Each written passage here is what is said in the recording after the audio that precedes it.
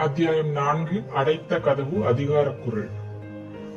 10 வீரர்களின் கத்தி முனைகள் தடவி நின்றதை கடுகளவும் லட்சியம் செய்யாமல் அவர்கள் கண் எதிரிலேயே மிதமிஞ்சிய துணிவுடன் தன்னை அணைத்து அள்ளி எடுத்து புரவி மீது இருத்தி தூக்கிச் சென்று விட்டவனும், காட்டின் மற்றொரு பகுதியில் எதுவுமே நடக்காதது போல தன்னுடன் சர்வ சகஜமாக உரையாடி காவலர் அரவம் கேட்டபோது 2ஆம் முறையும் தன்னை குழந்தை போல் எடுத்து தோள் மீது போட்டுக்கொண்டு அடவிக்குள் சென்று விட்டவனும், முடிவில் தனது புறவியையே கொடுத்து ரத்தின கொள்ளன் வீட்டுக்கு போகும்படி பணித்தவனுமான அந்த வாலிப முரடனை பாராட்டி, இதயகுமாரன் நட்பு கிடைத்தது உன் அதிர்ஷ்டம் என்று அந்த புது மனிதர் சொன்னதையும், அதை ரத்தின கொள்ளனான அச்சுதன் உண்மை என்று ஆமோதித்ததையும் கண்ட அரசகுமாரியின் இதயத்தில் பலவித எண்ணங்கள் எழுந்து உலாவின.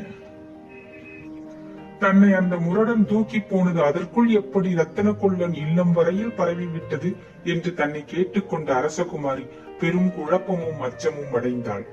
இந்த செய்தி இத்தனை துரிதமாக இத்தனை தூரம் பரவிவிட்டதால் அரண்மனைக்கு எட்டி இருக்கும். அப்படியானால் என் தோழிகள் என்ன நினைப்பார்கள் என்று தன்னைத்தானே கேட்டுக்கொண்டாள் அவள். இப்படி அந்த வாலிபன் செய்கையால் இத்தனை அவப்பேர் தனக்கு உண்டாகி இருக்கும் போது அவனை மீண்டும் சிறை செய்ய தான் ஏன் நேராக அரண்மனை சென்று உத்தரவு பிறப்பிக்கவில்லை என்றும், என்ன காரணத்தால் முன்பின் தெரியாத அவன் உத்தரவுப்படி ரத்தின கொள்ளன் இல்லத்துக்கு வர வேண்டும் என்றும் கேள்விகளை எழுப்பிக் கொண்ட அரசகுமாரி அவற்றுக்கு விடை காணாமல் தவித்தாள். இத்தனையும் போதாதென்று யாரோ ஒரு புதிய மனிதர் தன்னை அரசகுமாரி என்று வரவேற்றது மட்டுமின்றி அந்த வாலிபன் பெயர் இதயகுமாரன் என்று அறிமுகப்படுத்தியதையும் எண்ணி பார்த்து, இத்தனை நேரம் உரையாடி கொண்டிருந்தும் அவர் பெயரை நான் ஏன் கேட்கவில்லை என்றும் கேட்டுக்கொண்ட அந்த ஏந்திழை அவன் பெயரை கேட்டதும் தனது மனதில் சீற்றத்துக்கு பதில் இன்பம் உலாவுவதை எண்ணி, என்ன கேவலம் இது என்று தன்னை வெறுத்தும் கொண்டாள். சீற்றம், குழப்பம், வெறுப்பு ஆகிய இத்தனை உணர்ச்சிகளும் இதயத்தை கலக்கியும் கூட அவற்றையெல்லாம் மறைத்து எழுந்தது இதயகுமாரன் குழந்தை முகம் அவள் மனதில். அதன் காரணமாக அவள் இதழ்களில் அரும்பிய இன்ப இளநகையை அடுத்து, இதயகுமாரன் என்ன அழகான பெயர் என்று அவள் இதயம் முணுமுணுக்கவே செய்தது. அடுத்த வினாடி, பெயர் எதுவானால் என்ன, செய்ததெல்லாம் சுத்த அயோக்கியத்தனம் என்று அவள் இதயத்தில் ஊடுருவி இன்ப உணர்ச்சியை உதறிவிட முயன்றாலும் அது முடியவில்லை. அந்த அயோக்கியத்தனம் தனக்கு வேண்டியிருந்தது போன்ற ஒரு பிரேமை அவள் சித்தத்தில் ஏற்படவே செய்தது. அதனால் விரிந்தது மகிழ்ச்சி அவள் மதிவதனத்தில். அரசகுமாரி சிந்தனை வசப்பட்டு நின்றதையும் கடைசியில் மகிழ்ச்சியின் சாயை அவள் முகத்தில் படர்ந்ததையும் அந்த புது மனிதர் மட்டுமின்றி ரத்தின கொள்ளனும் கவனித்ததால் இருவர் முகத்திலும் அதுவரை காணப்பட்ட கவலைக்குறி மறைந்தது. ஆகவே மீண்டும் ரத்தின கொள்ளன் பேசத் தொடங்கி, இதயகுமாரனிடம் நீங்கள் காட்டும் நட்பு வீண் போகாது அரசகுமாரி என்றும் கூறினார். இதை கேட்ட அரசகுமாரியின் முகத்தில் இருந்து மகிழ்ச்சி மறைந்தது. இதயத்தில் எழுந்த கௌரவம் ஏற்கனவே தலை காட்டிய இன்பத்தை மறைத்தது. விழிகள் அக்னியை கக்கின. சொற்களின் பொருளை உணர்ந்து பேசுங்கள் கொள்ளரே என்ற சொற்கள் தணலென உதிர்ந்தன அவள் அதரங்களில் இருந்து. ரத்தின கொள்ளர் உடனடியாக அவள் சீற்றத்தை தணிக்க முயலவில்லை. அர்த்தமில்லாமல் தனது அறையை சுற்றிலும் பார்வையை ஓடவிட்டார். அந்த அறை அவரது பட்டறையாயினும் ஏதோ பெரும் அரசர்களின் அந்தரங்க அறை போல் மிக விசாலமாகவும் பெரும் வேலைப்பாடுகள் அமைந்ததாகவும் இருந்தது. அச்சுதர் அமர்ந்து வேலை செய்ய அறை நடுவில் போடப்பட்டிருந்த பட்டுப்பாயை சித்திர களஞ்சியமாக காட்சியளித்தது. அந்த பாயின் சுற்று முகப்பில் நுண்ணிய பட்டு போன்ற வண்ண கோரைகளால் பின்னப்பட்டிருந்த மலர் தினுசுகளும், பாயின் நட்ட நடுவில் இருந்த செந்தாமரை சித்திரமும், அந்த செந்தாமரை இதழ் முகப்புகளில் தெரிந்த பலவகை அப்சர மங்கையர் முகங்களும் அந்த பாயின் விலையை நிர்ணயிப்பது எளிதல்ல என்பதை காட்டின. சுவர்களில் பல வீரர்களின் சித்திரங்கள் பல வகைகளில் வண்ணங்களில் தீட்டப்பட்டிருந்ததால் சிலர் புரவி மீதேறி பாய்வது போலவும் சிலர் போரில் ஈடுபட்டது போலவும் காட்சியளித்ததால் ஏதோ வீரர் கூட்டத்தில் நிற்பது போன்ற பிரேமையை பார்ப்பவர் யாருக்கும் அளித்தன. அந்த வீரர்களோடு சில வீர பெண் மகளிரும் புறவியேறி வாழ்வீசும் சித்திரங்களும் கலந்திருந்ததால் வீரம் ஆண்களின் தனி சொத்தல்ல என்பதை சித்திரம் தீட்டியவன் கைவண்ணமும் மனவண்ணமும் நிரூபித்தன. அந்த சித்திரங்களின் இடையில் கட்டியிருந்த வாட்களின் கைப்பிடிகள் எப்படியெல்லாம் இருக்கலாம் என்பதை விளக்க ஒவ்வொரு பிடியிலும் ரத்தினங்கள் புலி போலும் சிங்கம் போலும் யாழி போலும் புதைக்கப்பட்டிருந்ததால் சித்திரப்பிடிகள் நிஜ பிடிகள் போல் காட்சியளித்தன. பலமுறை தனது அறை சுவர்களை அச்சுதன் பார்த்திருந்தாலும் அன்று அனாவசியமாக அவர் அவற்றை கவனிப்பதாக அரசகுமாரிக்கு தோன்றியதால் இந்த அறையின் மகிமை தமிழ்நாடு அறியும் அச்சுதரே இதை நீரே திரும்ப திரும்ப பார்த்து மகிழ வேண்டாம் என்று சீறினாள் அரசகுமாரி அச்சுதனின் கவனத்தை தன் மீது திருப்பி. அச்சுதன் மெல்ல தனது விழிகளை சித்திரங்களில் இருந்து மீட்டு சித்திரப்பாவை என நின்றிருந்த அரசகுமாரி மீது நிலைக்க விட்டார். அது மட்டும் என்னால் முடியவில்லை அரசகுமாரி என்றும் சொன்னார் நிதானமாக. எது? அரசகுமாரி உஷ்ணத்துடன் கேட்டாள். இந்த சித்திரங்களை ரசிக்காதிருப்பது என்றார் அச்சுதர். தினமும் பார்த்து கொண்டிருக்கும் சித்திரங்கள் தானே இவை என்று அரசகுமாரி இகழ்ச்சியுடன் விளம்பினாள். ரத்தின கொள்ளரின் விழிகள் அவளை உற்று நோக்கின. அரசகுமாரி, தாங்களும் தான் தினம் அரங்கனை தரிசிக்கிறீர்கள் என்றும் அவர் உதடுகள் முணுமுணுத்தன. அதனால் அரசகுமாரியின் கேள்வியில் இகழ்ச்சி இருந்தது. அழுக்காது பார்க்கக்கூடியவை உலகத்தில் பல இருக்கின்றன என்றார் அச்சுதன். அது தெய்வ சன்னிதானம், கோயில் என்று விளக்கினாள் அரசகுமாரி. இதுவும் தெய்வீக கலை அரசகுமாரி. அதனால் தான் சிற்பத்தையும் சித்திரத்தையும் பெரியோர்கள் கோயில்களில் இணைத்திருக்கிறார்கள். அந்த சிற்பங்களை சித்திரங்களை ஒரு முறை பார்த்து நாம் திருப்தி அடைவதில்லை.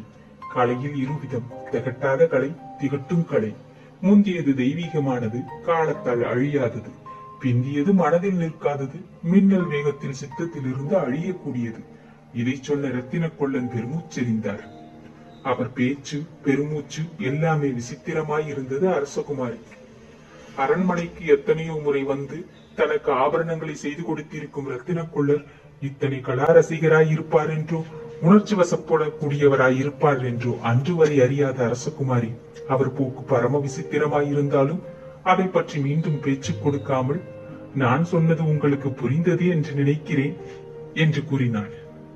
அச்சுதன் புரிந்தது என்பதற்கு அடையாளமாக தலையாட்டினார். நான் தவறாக ஏதும் சொல்லவில்லை என்று திட்டமாக பதிலும் சொன்னார். தவறாக ஏதும் சொல்லவில்லையா? அரசகுமாரியின் குரலில் உக்கிரம் ஏறியது மெல்ல. இல்லை, அச்சுதனும் சர்வசாதாரணமாக பதில் சொன்னார். இந்த புதிய வாலிபனிடம் நான் நட்பு காட்டியதாக கூறினீர்கள் என்றாள் அரசகுமாரி. ஆம். எதை கொண்டு அப்படி கூறினீர்? நீங்கள் இங்கு என் இல்லத்திற்கு வந்ததிலிருந்து அவன் சொல்லித்தான் நீங்கள் இங்கு வந்திருக்க வேண்டும். ஏன், நானாக வந்திருக்க கூடாதா? இதுவரை வந்ததில்லை. என்னை தான் அரண்மனைக்கு கூப்பிட்டு அனுப்புவீர்கள். இப்பொழுதும் அப்படி செய்திருக்கலாம் என்று சுட்டிக்காட்டினார் ரத்தின கொள்ளர்.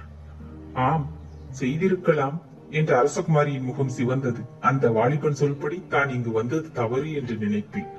அதுவரை இருவர் உரையாடலையும் எட்ட நின்றே கேட்டுக் கொண்டிருந்த அந்த புது மனிதர் அரசகுமாரியின் அருகே வந்து, அரசகுமாரி, இதயகுமாரன் கூறியபடி நீ இங்கு வந்தது தவறல்ல. இதயகுமாரன் கண்ணசைத்தால் அவன் காலடியில் விட தயாராயிருக்கும் அழகிகள் உறையூரில் பலர் இருக்கிறார்கள். அவர்கள் யாரையும் அவன் ஏறெடுத்தும் பார்த்ததில்லை. நீ அவனை எதிர்பாராத விதமாக சந்தித்திராவிட்டால் இத்தனை திடீர் நிகழ்ச்சிகள் ஏற்பட்டிருக்க மாட்டான். உங்கள் இருவரையும் விதி வேண்டுமென்றே சந்திக்க விட்டிருக்கிறது என்று மிக மெதுவாக கூறினார். அந்த மனிதர் குரலில் மிகுந்த கண்ணியமும் கம்பீரமும் ஒலித்ததை அரசகுமாரி கவனித்தாள். இருப்பினும் இதயகுமாரனுடைய சிறப்பை பற்றி அவர் பேசியது எரிச்சலாயிருந்தது அவளுக்கு. ஆகவே சொன்னாள், எதற்கும் விதி மீது பழியை போடுவது நமக்கு வழக்கமாகிவிட்டது என்று. இதை சொல்லி அவரை ஏறெடுத்தும் நோக்கினாள். மிக விசால முகத்தில் ஈட்டி கண்கள் இரண்டு பளபளத்தன. அவற்றின் பார்வையில் அளவிட முடியாத அறிவு, அதிகார தோரணை இரண்டும் இருந்ததையும் இவற்றுக்கிடையே ஒரு கனவு சாயை ஓடியதையும் கவனித்தாள் அரசகுமார். நல்ல உயர்ந்த சரீரம், தொடையை தொடும் நீண்ட கைகள், உறுதியாக தரையில் நின்ற கால்கள், இவை அவர் சாதாரண மனிதரல்ல என்பதற்கு எடுத்து காட்டின. இடையில் வாழ்க்கச்சை இருந்தாலும் அதில் வாள் இல்லாததை கவனித்தாள் அவள். அவள் தன்னை அளவெடுப்பதைக் கண்ட அந்த மனிதர் மிக பொறுமையுடன் சில வினாடிகள் நின்ற வண்ணம் ஏதும் பேசாமல் இருந்தார். அரசகுமாரியின் ஆராய்ச்சி முடிந்து விட்டது என்பதை உணர்ந்ததும் பேச முற்பட்டு, அரசகுமாரி, நீ எதற்காக போனாய் காட்டுக்குள், அதுவும் அவன் இருந்த இடத்துக்கு என்று வினவினார். அவர் கேள்வி அரசகுமாரிக்கு பெரு வியப்பாய் இருந்தது. இருப்பினும் வியப்பை அடக்கிக் கொண்டு பதில் சொன்னால், இன்று தை வெள்ளிக்கிழமை என்று. அதனால் என்ன என்று வினவினார் அவர் மறுபடியும். இந்த வஞ்சிமா நகரின் அரசர்கள் பரம்பரை பரம்பரையாக வணங்கும் புற்று அங்குதான் இருக்கிறது என்றாள் அரசகுமாரி. அதனால் புற்றுக்கு பால் தெளித்து நாக பூஜை செய்ய சென்றாய் என்று வினவினார் அந்த மனிதர்.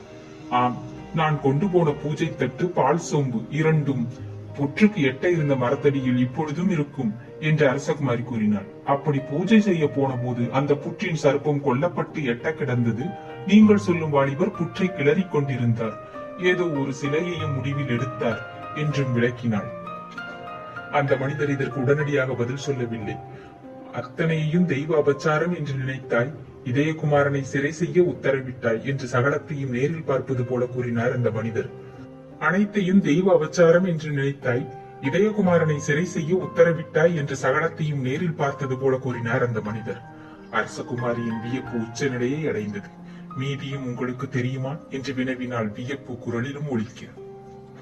மீதியை ஊகிப்பது கஷ்டமல்ல, இதயகுமாரின் குணத்தை உணர்ந்தவர்களுக்கு. ஆனால் நான் ஊகிக்கவில்லை. அரசகுமாரியை யாரோ ஒருவன் தூக்கி கொண்டு ஓடிவிட்டான் என்ற செய்தியை வீரன் ஒருவன் இங்கு வந்து சொல்லவே நானும் அச்சுதனும் அந்த இடத்துக்கு விரைந்தோம். இதயகுமாரன் குருவாளால் படம் ஊடுருவப்பட்ட சர்பத்தையும் கிளறப்பட்ட புற்றையும் விஜயனின் பெரும் குளம்படிகளையும் பார்த்தோம். நடந்ததை புரிந்து கொண்டோம். பிறகு திரும்பி வந்து இங்கு வந்து உனக்காக காத்திருந்தோம் என்று விளக்கினார் அந்த மனிதர். அரசகுமாரி ஒரு வினாடி அந்த மனிதரையும் பார்த்து ரத்தின கொள்ளரையும் பார்த்தாள். நீர் ஏன் பேசாமல் இருக்கிறீர் என்று வினவவும் செய்தாள். பேசுவது ஆபத்தாய் இருக்கிறது என்றார் அச்சுதன். முதலில் அவர் பேச்சை தான் ஆட்சேபித்ததை அவர் சுட்டிக்காட்டுகிறார் என்பதை புரிந்து கொண்ட அரசகுமாரி, ஒழுங்கான பேச்சு எதிலும் ஆபத்தில்லை என்று பதில் சொன்னாள். ரத்தின கொள்ளன் ஒழுங்கீனமாக பேசுவதை இன்று வரை யாரும் சொன்னதில்லை என்று சுட்டிக்காட்டினார் அச்சுதர். அரசகுமாரி மேற்கொண்டு ஏதும் சொல்ல முடியாமல் தவித்தாள். ஆகவே அவள் உதவிக்கு அந்த புதிய மனிதரே வந்தார். அரசகுமாரி, நீ அனாவசியமாக தவறு கண்டுபிடிக்கிறாய். இதயகுமாரனிடம் நீ நட்பு காட்டியதாக நான் கூறியதிலோ அதை அச்சுதர் ஆமோதித்ததிலோ எந்த தவறும் இல்லை. நட்பு புனிதமானது. அது காதலாகத்தான் இருக்க வேண்டும் என்ற கட்டாயம் இல்லை. நீ இதயகுமாரனை காட்டிக் கொடுக்காமல் அவன் சொற்படி நடந்ததால் ஒரு சிறந்த வீரன் கண்ணியத்தை நல்லெண்ணத்தை நீ புரிந்து கொண்டிருக்கிறாய் என்பதை வலியுறுத்தவே நான் அந்த சொல்லை உபயோகித்தேன் என்று சமாதானப்படுத்தினார் அந்த மனிதர். அந்த மனிதரின் ஆறுதல் சொற்கள் உண்மையில் எந்த ஆறுதலையும் அளிக்கவில்லை. இச்சக வார்த்தைகள் என்று அரசகுமாரி சீறினாள். ஆனால் வஞ்சக வார்த்தைகள் அல்ல என்றார் அந்த மனிதர். அரசகுமாரிக்கு ஏதும் புரியவில்லை. கடைசியில் அச்சுதரை நோக்கி, அச்சுதரி, இவர் யார்? இவர் இந்த நாட்டவரா என்று கேட்டார். இல்லை, ஆனால் இந்த நாட்டின் விமோச்சனம் இவர் கையில் தான் இருக்கிறது என்றார் அச்சுதர் பணிவு நிரம்பிய குரலில். நீர் சொல்லுவது விளங்கவில்லை என்றாள் அரசகுமாரி. நான் விளங்க வைக்கிறேன். முதலில் அவர் பாதங்களில் வணங்குங்கள் அரசகுமாரி என்ற சொற்களை கேட்டு சட்டென்று திரும்பினாள் அரசகுமாரி. அரை வாசல்படியில் இதயகுமாரன் நின்றிருந்தான், கையில் அந்த மோகன சிலையுடன்.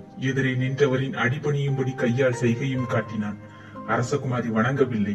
அதிகாரத்துடன் தலை நிமிர்ந்து நின்றாள். அந்த சமயத்தில் வெளியே புறவிகளில் இருந்து வீரர் பலர் குதிக்கும் காலடி சத்தம் கேட்டது.